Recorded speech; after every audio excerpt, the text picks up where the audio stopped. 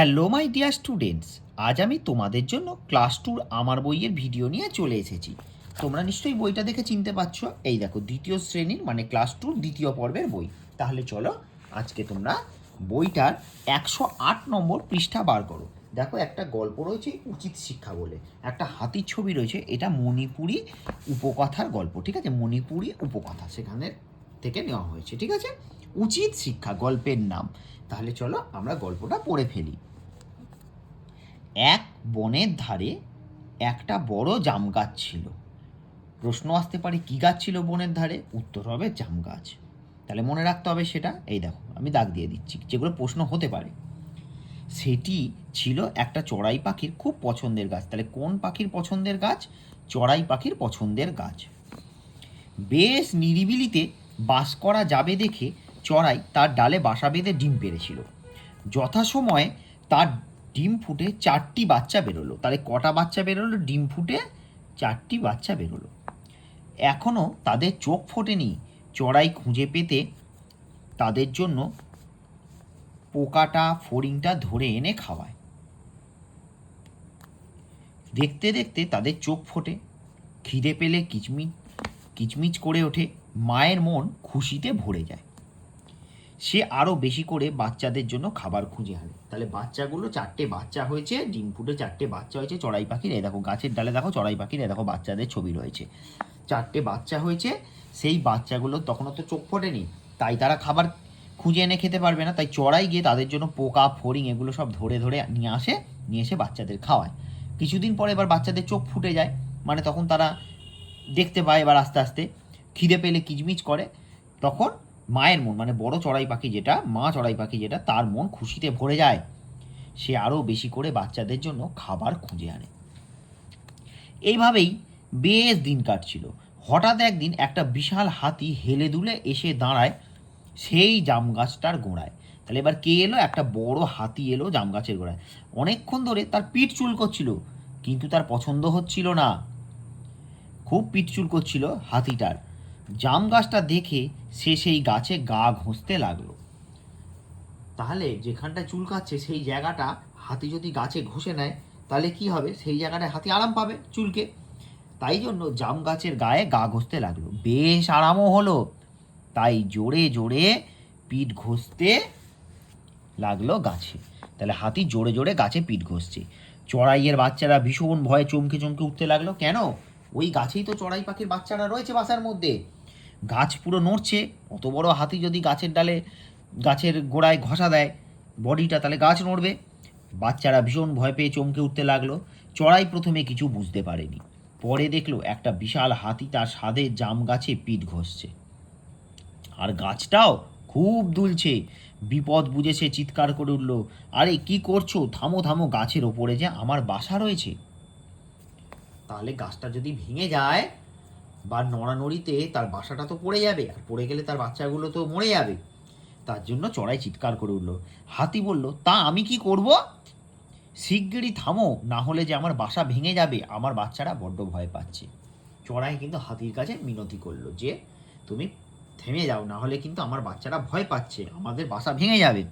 হাতি হেসে বলল, তোর বাচ্চারা ভয় পেয়েছে তো আমি কি করব? গর্তের মধ্যে লুকোতে যাব? চড়াই কাকুতি মিনতি করে, তুমি আর গাছটাকে নাড়িও না, আমার বাচ্চারা উড়তে শেখেনি। তার মানে তখনও তো ডানা হয়নি ভালো করে, উড়তেও শেখেনি। উঁচু বাসা থেকে পড়লে মরে যাবে। হাতির পিঠ চুলকে খুব আরাম লাগছিল। বলল, তাতে আমার কি? মানে হাতি কিন্তু চড়াই পাখির কথা রাখছে না বা কথা শুনছে না। চড়াই যত মিনতি করে হাতি তত মজা পায়। সে সমানে গাছ নাড়িয়ে চলে আর বলে, আমার খুব আরাম লাগছে। হঠাৎ গাছটা ভীষণ দুলে উঠল। চড়াইয়ের কচি বাচ্চারা তাদের দুর্বল ডানা ঝাপটে ঝাপটে চ্যাঁ চ্যাঁ করতে লাগলো। মানে ভয়তে তারা চিৎকার করছে, তাদের ডানা তখনও তো তৈরি হয়নি, দুর্বল ডানা, চাইলেও সে তো উড়ে যেতে পারছে না কোথাও। এবার চড়াইয়ের খুব রাগ হলো। সে মিনতি করা ছেড়ে তীক্ষ্ণ স্বরে হাতিকে বলল, এই শেষবার বলছি, এক্ষুনি থামো, নইলে। মানে চড়াই আর ভালো কথায় দেখলো যখন হচ্ছে না, তখন কিন্তু রাগ করে চিৎকার করে উঠে বলল। হাতি হেসে বলল, নইলে কি? নইলে তোমাকে পস্তাতে হবে, মানে তোমাকে জব্দ করবো আর কি। তোর মতন পুঁচকে পাখি আমার কিচ্ছু করতে পারবে না। তাহলে দেখো অত বড় একটা হাতি আর ওইটুকু একটা ছোট চড়াই পাখি, তাই হাতি বলছে কি এইটুকু একটা পুচকে পাখি তুই আমার কিছুই করতে পারবি না, দেখবে কি করতে পারি, দেখতেই তো চাই, এই দেখ আরো জোরে জোরে তোর গাছ নাড়াচ্ছি, বলে সে সত্যি গাছে ঠেলা মারে। তাহলে হাতি কিন্তু বদমাইশি করে ঝামেলাঝাটি করে কিন্তু গাছে ঠেলা মারছে। চিৎকার করে ওঠে চড়াই, দাঁড়াও, কি করে তোমায় জব্দ করতে হয় দেখাচ্ছি, বলে সে ফুরুত করে হাতির কুলোর মতন একটা কানে ঢুকে পড়ল। ব্যাস, হাতির তো বড় বড় কুলোর মতন কান, সেই কানের মধ্যে চড়াই পাখি ঢুকে পড়ল। তারপর সেখানে সে ডানা ঝাপটে ওড়ে আর ঠোকরায়। তার মানে কানের মধ্যে যখন আমাদের কোনো কিছু ঢুকে যায় দেখবে আমাদের কত কষ্ট হয়, তাহলে হাতির কানের মধ্যে সেই চড়াই পাখি কিন্তু ঢুকে পড়েছে, আর ঢুকে কি করতে লাগলো, ডানা ঝাপটাতে লাগলো আর উড়ছে আর সেই সঙ্গে ওখানে ঠোকরাচ্ছে।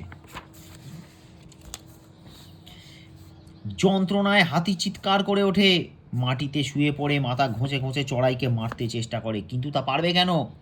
তাহলে হাতির কষ্ট হচ্ছে, কানের মধ্যে ঢুকে পড়েছে, কিন্তু চড়াইকে মারতে চেষ্টা করলেও তা পারবে কেন? চড়াই তো কানের মধ্যে ঢুকে রয়েছে, তাই না? চড়াই তো রয়েছে তার কানের ভিতরে, তাহলে কানের ভিতরে ঢুকে রয়েছে, সে চড়াইকে সে মারবে কি করে?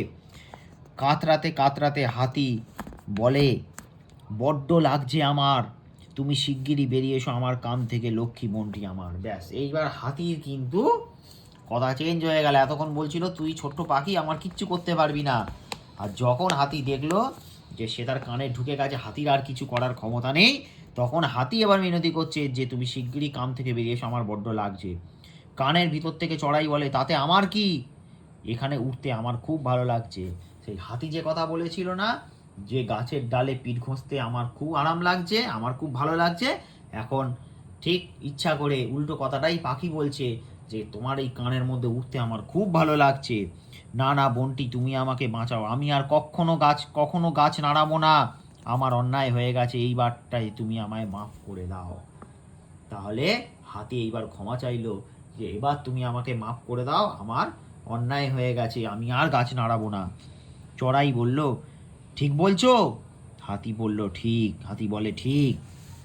চড়াই এবার হাতির কান থেকে বেরিয়ে আসে, হাতিরও প্রাণ জুড়ায়।